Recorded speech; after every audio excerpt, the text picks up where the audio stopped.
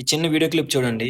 ఈ వీడియోలో పాపం ఆయన మధ్యలో పెట్టేసి చుట్టూరు అంతమంది రౌండప్ చేసేసారు.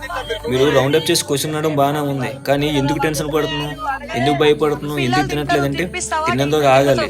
ఎలాంటి మనిషికైనా ఒక మనిషి తప్పు చేసాడో లేదో తెలియకుండా చుట్టూరు అంతమంది వచ్చేసి క్వెషన్ మీద క్వెషన్ చేస్తే భయపడతారు.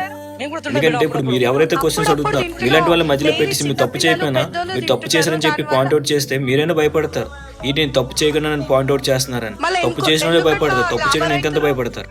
రెండోది ఇంకో ఆయన ఏమో వచ్చి దీని మీద ఎక్స్పైరీ డేట్ చూపించు అంటారు. ఎక్స్పైరీ చూపించి అంటే ఆ ఎక్స్పైరీ డేట్ లేని బోల్డ్ ఉన్నాయి, అవన్నీ తీసుకుంటాండి.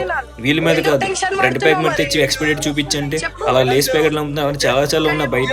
వీళ్ళు కంపెనీ వాళ్ళ మీద కేసు వేయండి, లేదా కంపెనీ వాళ్ళు క్వశ్చన్ చేయండి. అంతే తప్ప ఇలా రోజుకి 1500కి 1000 రూపాయలకు అమ్ముకునే వాళ్ళ మీద కాదు.